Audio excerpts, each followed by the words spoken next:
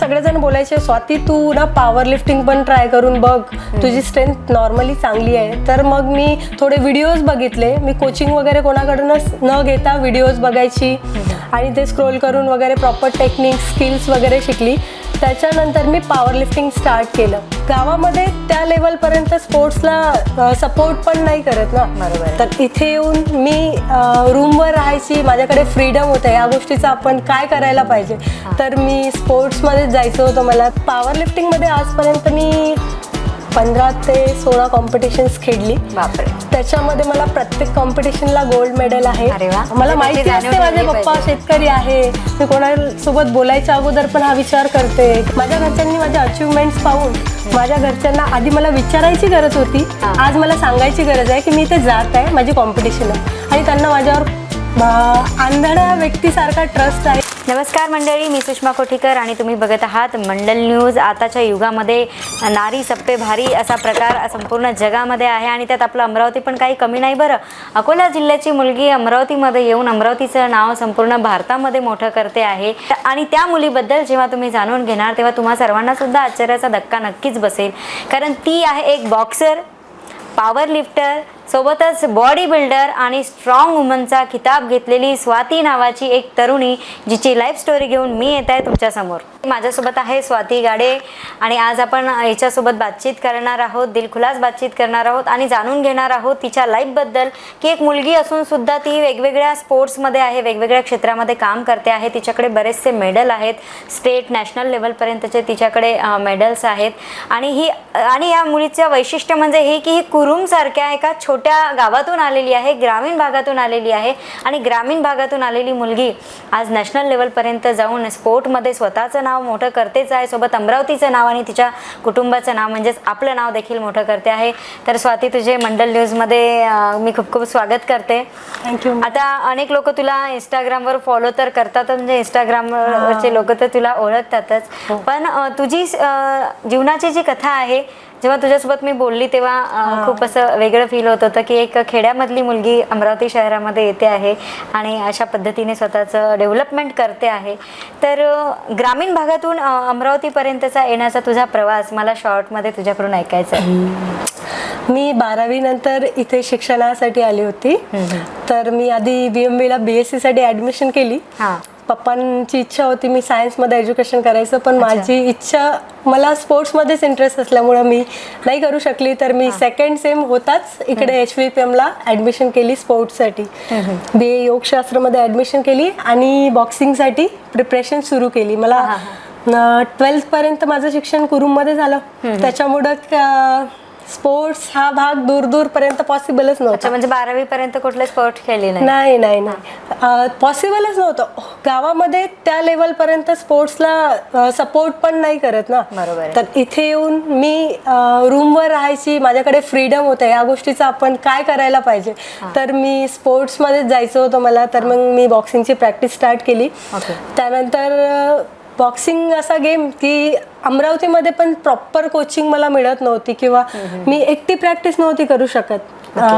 मी handball आणि बॉक्सिंगमध्ये national खेळली. हँडबॉलमध्ये पण माझं पहिल्याच वर्षी 2016ला नॅशनल झालं. त्याच्यानंतर तो टीम गेम होता, मला स्वतःची ओळख बनवायची होती. टीम गेममध्ये तर मला खेळायचंच नव्हतं.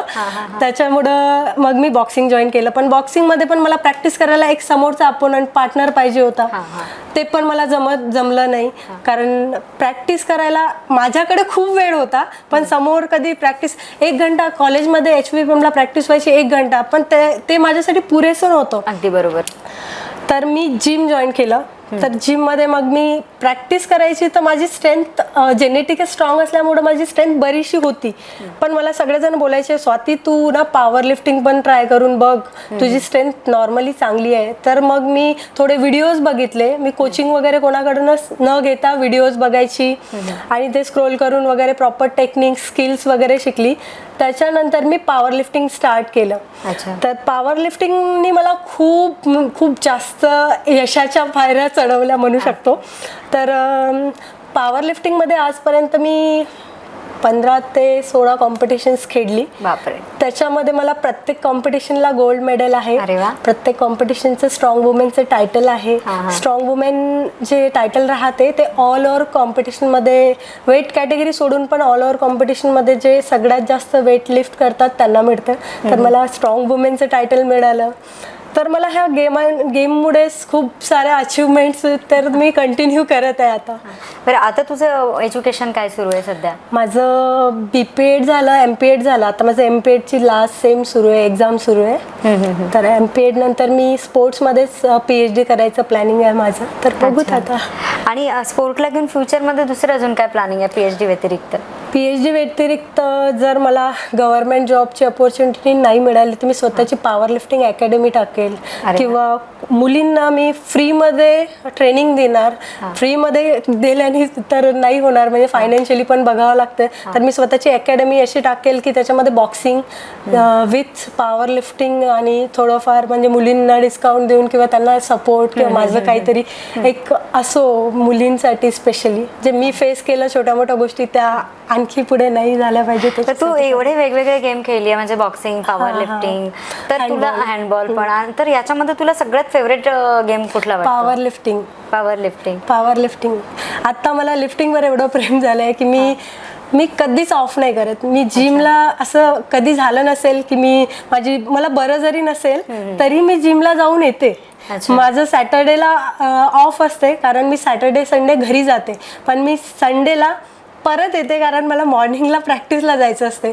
मी एक दिवसाच्या वरती आता 3 ते 4 वर्ष होत आहे मी घरी सुद्धा राहिली नाहीये. ओके. बरं, फॅमिलीचा सपोर्ट कसा मिळतो ह्या सगळ्यांमध्ये? कारण तू ग्रामीण भागातून आलेली आहे. सपोर्ट तर जेव्हा मी सुरुवात केली तेव्हा माझ्या पप्पांना पण वाटायचं थोडंफार की बाकी लोक बोलायचे की काय बॉक्सिंग करते, मुलासारखं वागणं, मुलासारखं बोलणं, मुलासारखे कपडे घालणं, ह्या सगळ्या गोष्टी. मला माझ्या घरच्यांचा थोडाफार तेवढा पुरतं त्यांना वाटलं होतं 1 वर्ष ते लॉकडाऊनच्या अगोदर थोडं. त्याच्यानंतर मी एवढी सिरियस झाली होती गेम बद्दल वगैरे आणि माझ्या घरच्यांनी माझ्या अचिव्हमेंट्स पाहून माझ्या घरच्यांना आधी मला विचारायची गरज होती, आज मला सांगायची गरज आहे की मी इथे जात आहे, माझी कॉम्पिटिशन आहे. आणि त्यांना माझ्यावर आंधळ्या व्यक्तीसारखा ट्रस्ट आहे की ही मुलगी कधी चुकीचं काही करेल नाही. खूप जास्त फॅमिलीचा विश्वास पण आणि विश्वास जिंकला. पण आज कुठे ना कुठे त्यांचाच सपोर्ट जर घरच्यांनी जर बाकीच्यांच्या गोष्टी ऐकून जर केलं असतं, कधीतरी आपल्या मुलांवर विश्वास पण ठेवला पाहिजे. ते माझ्या घरच्यांनी केलं, खूप जास्त प्रमाणात केलं. कारण मुलीला बाहेर पाठवणं खूप मोठी गोष्ट राहते ना. मी कॉम्पिटिशनसाठी मुंबईला, दिल्लीला कुठे बाहेर जाते तर माझ्यासोबत पण कधी कधी कोणी नसते, पण माझ्या घरच्यांना माझ्यावर विश्वास राहतो की हे गेली आहे, सेफ आहे, खूप आहे, एबल आहे की हे करू शकते, स्वतःहून करू शकते. पॉवर लिफ्टिंग पण आणखी एक असा गेम आहे की गेम जरी आपण कॉम्पिटिशनला जरी जात असेल एक सोबत पाहिजे पार्टनर. आपण लेगच्या स्ट्रिप्स बांधतो, बेल्ट लावतो, ते एका व्यक्तीचं काम नाही आहे, पण मी ते करते. मी आजपर्यंत एकटीच जाते, आतापर्यंत मी कॉम्पिटिशनला एकटीच गेली. तर ते आहे माझ्या घरच्यांचा विश्वासामुळेच आहे. मला मोठा भाऊ पण आहे, तो पण मला सपोर्ट करतो. मला सगळी फॅमिली सपोर्ट करते आणि त्यांच्याचमुळे आज मी इथे आहे. बरं, तुझे वडील शेतकरी आहेत, तुझे वडील शेतकरी आहेत. तर एका शेतकऱ्याची मुलगी इथे नॅशनलला जाऊन पॉवर लिफ्टिंग करते, त्यावेळेला तुझ्या मनामध्ये काय फिलिंग असतात? मी खूप जास्त प्राऊडच फील करते, माझ्या वडिलांवरच करते की त्यांची पण पॉवर, की बाकी मुली आहेत त्यांचं शिक्षण मेट्रो सिटीमध्ये झालेलं, त्यांचं कॉलेज, त्यांची लाईफस्टाईल वगैरे ह्या सगळ्या गोष्टी त्यांच्यामध्ये मी बेस्ट आहे. ह्या गोष्टीची मला जाणीव असते. जेव्हा मी जाते कॉम्पिटिशनला तेव्हा मला लोक ओळखतात आणि मी बेस्ट आहे, पण माझ्या मनात कुठे ना कुठे असते की मी काय बनून कुठून आली आहे हे मला माहिती असतं. मला माहिती असते माझे पप्पा शेतकरी आहे. मी कोणासोबत बोलायच्या अगोदर पण हा विचार करते किंवा मी कुठे माझे जे वागणं राहते सराउंडिंग, मी कोणासोबत बोलायची मैत्री करायच्या अगोदर विचार करते की माझ्या मागे काय आहे, माझ्या घरचे काय आहे. तर आता शेतकऱ्याची मुलगी आणि हा जो गेम आहे, कुठलाही गेम असो त्याच्यामध्ये खूप पैसा लागतो, तर हे तू सगळं कसं मॅनेज करते, म्हणजे इकॉनॉमिकली कसं मॅनेज करते? मी पॉकेट मनी मधूनच सेव्हिंग वगैरे करून किंवा मी एक आहे ओळखीचे त्यांच्याकडे चिकनचा वगैरे खर्च त्यांना सांगितलाय मंथली बाबा मी पैसे देत जाणार. आणि फायनान्शियली तर बघा स्टार्टिंगला ना मी जेव्हा जिम स्टार्ट केलं ना मी 1 महिन्याचे पैसे भरले होते. अच्छा. त्याच्यानंतर मला माहिती नव्हतं की मी पुढला महिना म्हणजे कसं भरणार वगैरे, कारण आपण पॉकेट मनी एक लिमिट पर्यंतच घेऊ शकतो ना. आपल्याला मनात कुठे ना कुठे असतंय की नाही आपण घरच्यांचं घरी कितीही काही असलं तरी मुलींना तरी वाटतंच. मला तर खूप वाटतं, मला ह्या जगात वडिलांशिवाय कोणावर प्रेम नाही आहे जास्त तर मला वाटतं ह्या गोष्टीचं. तर काय झालं ना मी फर्स्ट महिन्याला ते भरले पैसे वगैरे भरले आणि त्याच्यानंतर ना मी मन लावून करायची ना, मला असं वाटतं मला नेचरने खूप साथ दिली.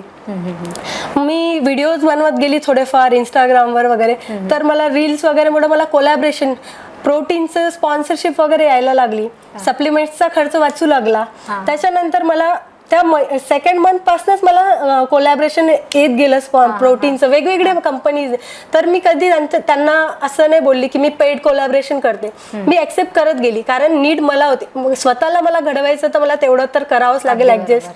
तर मी त्यांचं नाव नव्हती करत, मी स्वतःला घडवत होती इकडे, तर मी त्यांचं ऍक्सेप्ट करत गेली. मग मला नेचरनी जसे साथ दिली, जसं फायनान्शियली जसं कॉलेज वगैरे झालं त्याच्यानंतर मी कॉम्पिटिशन खेळायची तर मला तेवढं कॅश प्राईज वगैरे मिळायचं, मग ते पण मी इन्व्हेस्ट करायची याच्यामध्ये.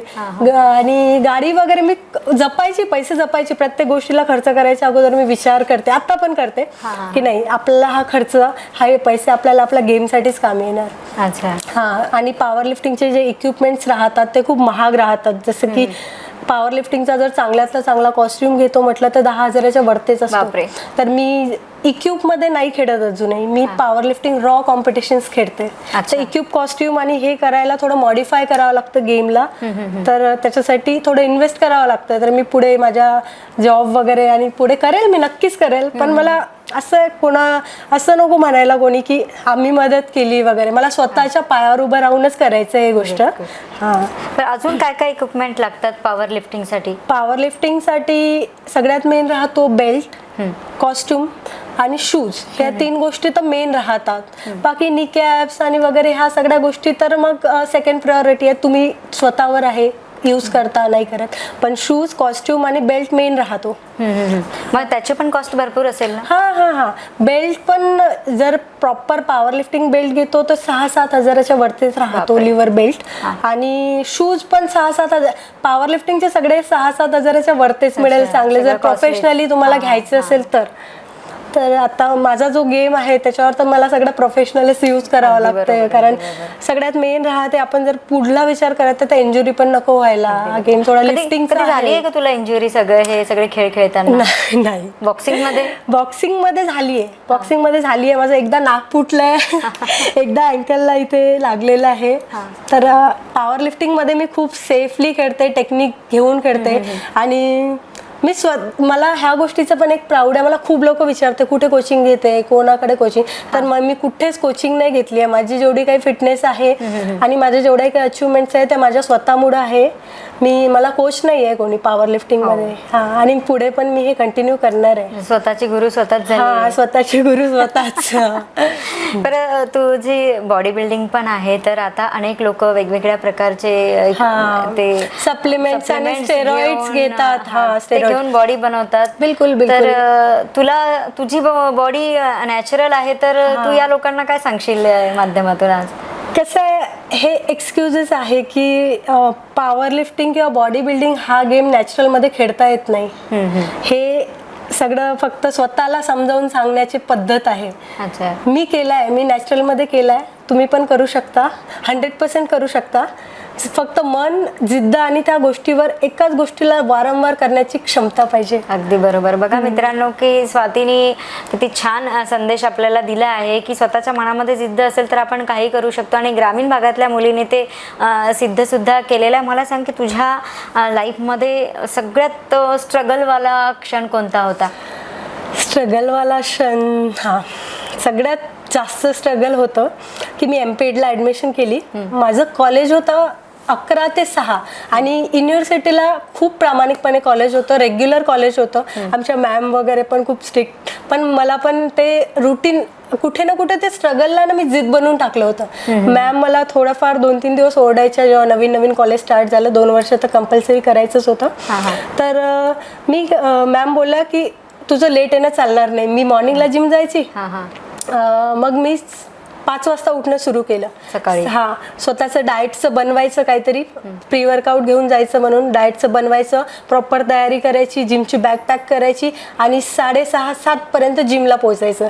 जिमला पोहोचली की माझं 2 तास वर्कआउट चालायचं कंटिन्यू. मग वर्कआउट केलं, 9:30 पर्यंत वर्कआउट चालायचं. थोडं जिमला जाऊन, आता एवढे सगळे लोक ओळखतात, त्यांना पण रिस्पेक्ट देणं राहते, 2 गोष्टी बोलणं राहते. सगळे तिथे मोठे आहे माझ्यापेक्षा, तर तेवढं 2 गोष्टी बोलणं. त्याच्यानंतर मी 9:30 वाजता आली, आंघोळ करायची, फ्रेश व्हायचं. आणि सगळ्यात मेन, मी एक टाइम मेसच्या टिफिनवर बॉडी बनवली आहे. तर हा लोकांचे खरंच एक्सक्युजेस आहे, प्रॉपर डाएट पाहिजे. मी स्वतः अजून पण, तुम्हाला पण माहिती आहे, तुम्ही माझ्याकडे आलाय, माझा एक टाइमचा अजूनही मेसचा टिफिन आहे. एक टाइम मी राईस आणि चिकन खाते, बॉइल्ड चिकन, ते वेगळं, पण मी मेसच्या टिफिनवर बॉडी बनवली आहे. हे नक्की मित्रांनो, की मेसचा डबा खाऊन कोणीतरी बॉडी बनवू शकते, त्याचं जिवंत उदाहरण स्वाती आहे. आणि मुलांना आजकाल मेसचं जेवण आवडत नाही. पण बघा मित्रांनो, की तुमच्या मनामध्ये जर तुम्ही खरोखर ठरवलं ना की हे स्वीकारल्यानंतर माझं काहीतरी चांगलं होईल, त्याचं स्वाती जिवंत उदाहरण आहे की तिने मेसच्या डब्यामधूनही स्वतःला घडवलेलं आहे. मग पुढे काय झालं? तर मी टिफिन वगैरे करायचा आणि आपण डाएटवर आहे तर प्रॉपर 4 वाजताची मील, 2 मील सोबत न्यायचे, एक 2 वाजताचं जेवण आणि 4 वाजताचं सगळं सकाळीच करून घ्यायचं. सकाळीच करायचं. बॅगमध्ये बुक्सच्या पेक्षा जास्त माझं डाएटचं सामान राहायचं, मल्टीविटामिन्स, ते बाकी सगळ्या गोष्टी वगैरे राहायच्या. तर त्याच्यामुळे मग बॅग पॅक केली, 6 वाजेपर्यंत तिथेच राहणं, 6 वाजेपर्यंत खायचा. कारण ही फील्ड अशी आहे की पुस्तकांपेक्षा ना खायचं वगैरे ह्या गोष्टीवर जास्त लक्ष द्यावं लागतं ना.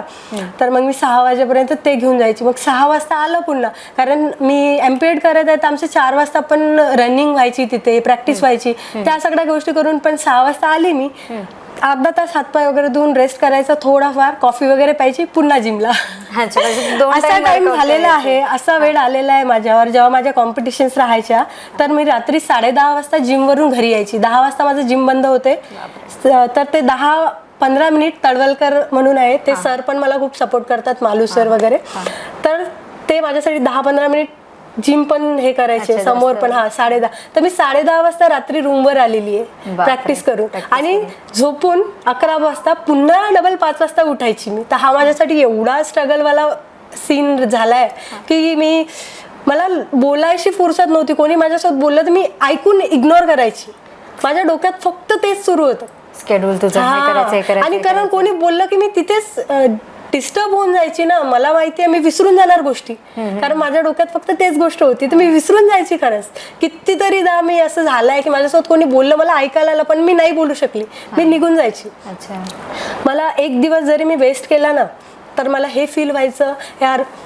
मला स्टार्टिंगला ही गोष्ट खूप फील व्हायची, नंतर जसं जसं मी ह्या गोष्टी पूर्ण माझ्या मनात जे आहे ते पूर्ण करायला गेली, नंतर ते ओके.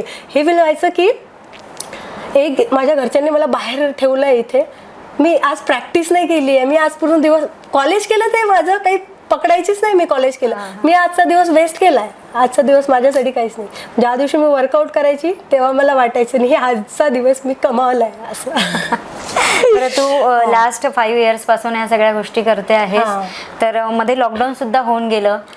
तर लॉकडाऊन हा स्पोर्टवाल्या लोकांसाठी आणि जिमवाल्या लोकांसाठी फारच चॅलेंजिंग असा पिरियड होता. तर या काळामध्ये तू काय केलं? लॉकडाऊनच्या अगोदर मी बॉक्सिंगच करायची, त्याच्या अगोदर माझा पॉवर लिफ्टिंग गेम नव्हता.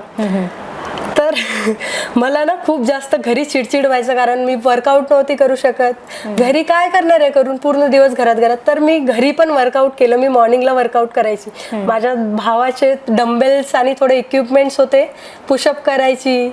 थोडंफार गावा साईडला होतं तर बाहेर निघायचं, एवढं काही प्रॉब्लेम नव्हता. तर थोडंफार रनिंग करायची आणि डंबेल्सनी थोडंफार प्रॅक्टिस करायची. तर मी केलं, मी लॉकडाऊन मध्ये सुद्धा वर्कआउट केलं. बरं, तू गावातून जेव्हा 12वी सोडून शहरामध्ये आली, त्यानंतर आता तू गावामध्ये जाते, तर गावातल्या लोकांचा तुझ्याकडे बघण्याचा दृष्टिकोन कसा असतो? म्हणजे काय फील करतात ते तुला बघितल्यावर? खूप जास्त. आता जास्त जर माझा गावातल्या लोकांशी कॉन्टॅक्ट आला नाही, मी शनिवार रविवारी घरी जाते, पण जे माझे आजूबाजूचे लोक आहेत ते येतात मला बोलायला, अरे अरे बॉबी आली का, माझं घरचं नाव बॉबी आहे, तर अरे बॉबी आली का बोलायला एकदम आजूबाजूच्या बाया पण असं येऊन मला हे करतात, अरे आमची मुलगी आहे वगैरे असं. तर खूप असं प्राऊड फील होतं. बोलणारे खूप खूप जास्त मला पॉझिटिव्ह रिप्लाय येतात. आता सगळे पप्पांचे मित्रमंडळी वगैरे पण खूप चांगले बोलतात. तर बरं, एवढ्या सगळ्या ह्याच्यामध्ये खरा युटर्न लाईफला कधी मिळाला तुझ्या? म्हणजे जेव्हा तुझी ग्रोथ झाली, स्पोर्ट्समध्ये ग्रोथ झाली किंवा सोशलमध्ये ग्रोथ झाली, तो युटर्न कधी आला लाईफला? जेव्हा मी माझी फर्स्ट सेकंड कॉम्पिटिशन जिंकली त्याच्यानंतर मला सोशल मीडियाला खूप जास्त सपोर्ट मिळत गेला आणि त्या सोशल मीडियाच्या सपोर्टने मला आणखी मोटिवेट केलं म्हणू शकता तुम्ही खूप जास्त, की नाही तू करू शकते. आणि मी पण सोशल मीडिया यूज करायची, तर मला दिसायचं की नाही आपण बेस्ट आहे, मला ते कळायचं. सोशल मीडिया आपल्याला हे प्लस पॉईंट देते की आपण लोकात कुठे हे जाणीव करून देते. मला ते गोष्ट माहीत होती. जेव्हा मला स्क्रोल करायची, मला कुठली रील वगैरे आली तर मला हे मनाला माहीत राहायचं मी बेस्ट आहे, तर मी ते बेस्ट दाखवायची. तर मी ते बेस्ट करून दाखवायची आणि मी आता पण तेच करते. तर मला सोशल मीडियाने सपोर्ट केला, त्याच्यामुळं पण मला खूप जास्त मी मोटिवेट झाली. त्याच्यानंतर मला घरच्यांचा जेवढा सपोर्ट आहे मला कळते. आम्ही बोलत नाही, मी जास्त माझ्या पप्पांसोबत पण गप्पा गोष्टी करत नाही, असं नॉर्मल जशा करतात मुली वगैरे तसं. पण त्यांना माझ्या गोष्टी कळून जाते न बोलल्यास, की हिला हे करायचं आहे, किंवा मला जास्त प्रेशराईज नाही करत ते लोक कुठल्या गोष्टीसाठी, की जसं नॉर्मल मुलींना राहते इथे नाही जायचं, हे नाही घालायचं, ते नाही करायचं. त्यांना ह्या गोष्टी कळून गेलेल्या आहे की ही नाही करणार असं काही, म्हणजे जे नॉर्मली घरच्यांना भीती राहते त्या गोष्टी विश्वास आहे भरपूर जास्त. पण आता तू मुलगी आहे आणि अनेक मुली स्पोर्ट्समध्ये जेव्हा जातात तेव्हा त्या त्यांची स्टाईल चेंज करून टाकतात. त्यांचं लिव्हिंग स्टाईल जे असतं, म्हणजे लांब केस असतील तर ते केस कापणं वगैरे वगैरे, अशा आपण स्पोर्ट्स गर्ल्स अनेक बघितल्या आहेत. पण मला असं वाटतं तुझे केस कमरेपर्यंत लांब आहेत. सो तर स्पोर्ट आणि एवढे लांब केस आणि हे तुझं डेलीचं रुटीन, याच्यामध्ये तू तुझ्या या सगळ्या गोष्टींना वेळ कसा देते? मला माझं मुलगी असणं हे चेंज नव्हतं करायचं. मला मुलीसारखं राहून बनायचं होतं. मुलं करतात हे काही बाकीच्यांसाठी मोठी गोष्ट नाही आहे, ते पण मोठी गोष्ट आहे आपल्यासाठी. ते त्यांच्या लेवलवर करतात वर्कआउट. पण मी जर स्वतःला मुलासारखं बनवलं तर माझ्यात मग स्पेशल काय? मी मुलगी आहे, मी मुलगी असून मुलाचा जे बॉडी बिल्डिंगमध्ये जे हे राहते, जसं आपण लिफ्ट करतो त्याची जी लेवल राहते नेक्स्ट त्याला पियर, तर मी मुलाचं एवढं वेट उचलू शकते. तर मी मुलगी असून उचलत आहे ना, मी मुलगी म्हणजे माझं मुलगी असणं हे का विसरू. त्याच्यामुळं मला मुलीसारखं राहायला पण आवडते. जेव्हा मी ट्रेडिशनल राहते तेव्हा मी मुलीसारखीच राहते. फक्त नॉर्मली हे माझं डेली शेड्यूलमध्ये मला नॉर्मली सिम्पल. या स्पोर्ट व्यतिरिक्त काय काय हॉबीज आहेत तुझ्या?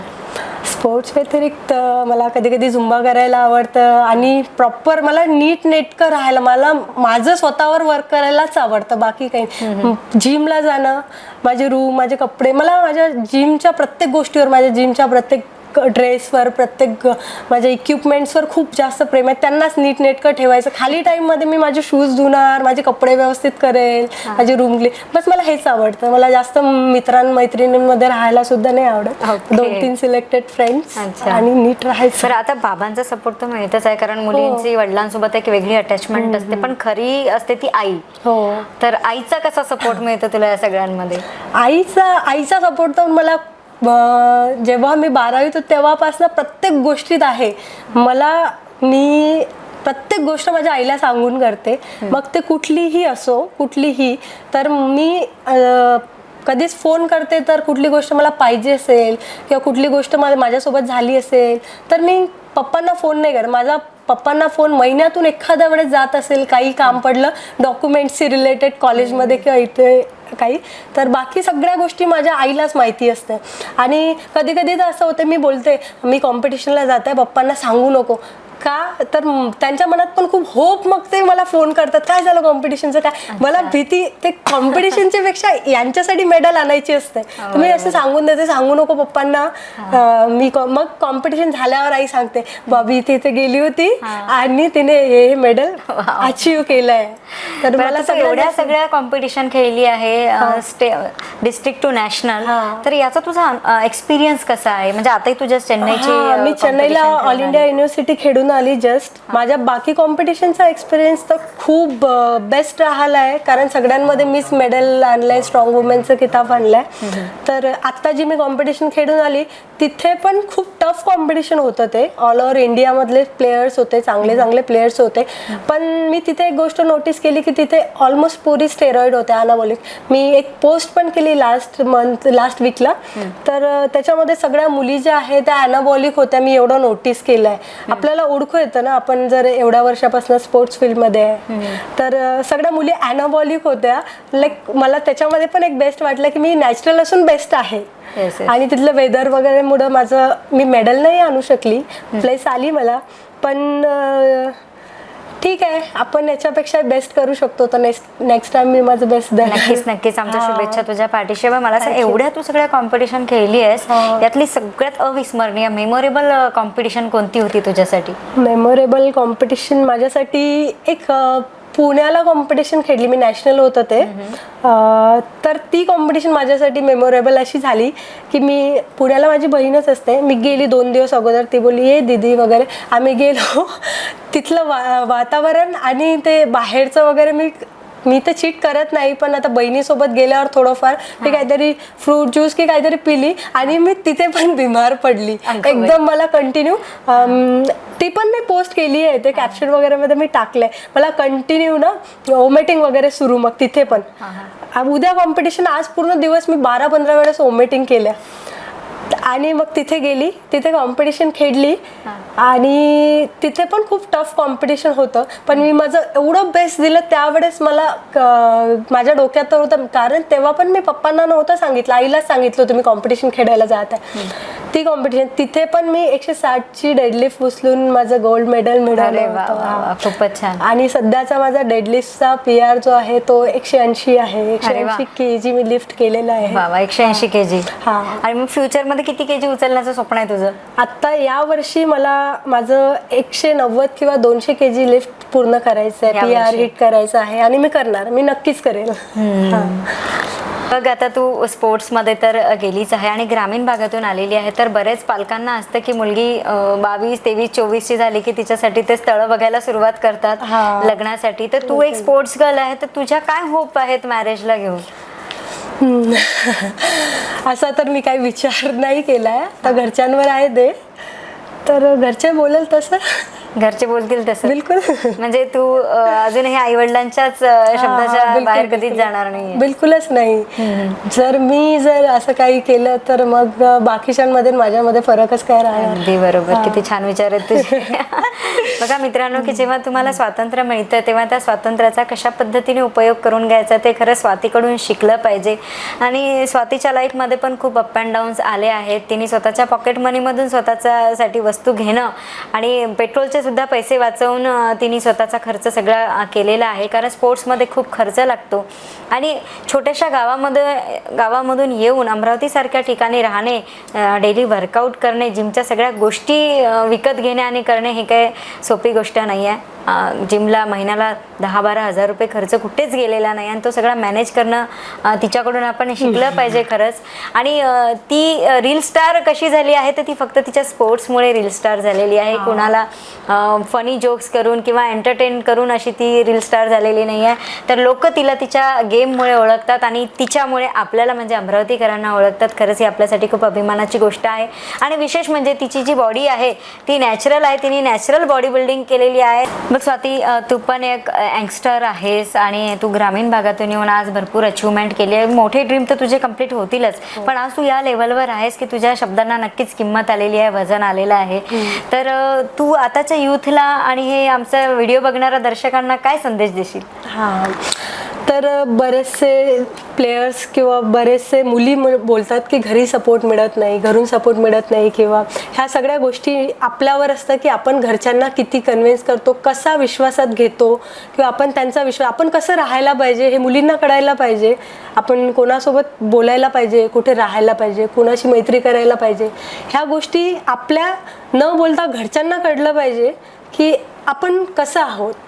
घरच्यांना आपण बाहेर जरी गेलं तर त्यांना विश्वास असायला पाहिजे की आपण काय करतो, आपली मुलगी त्यांना ब्लाइंड ट्रस्ट, आपण त्यांना विश्वासच घेतला, आपल्याला जगाशी काही मतलब राहणार नाही.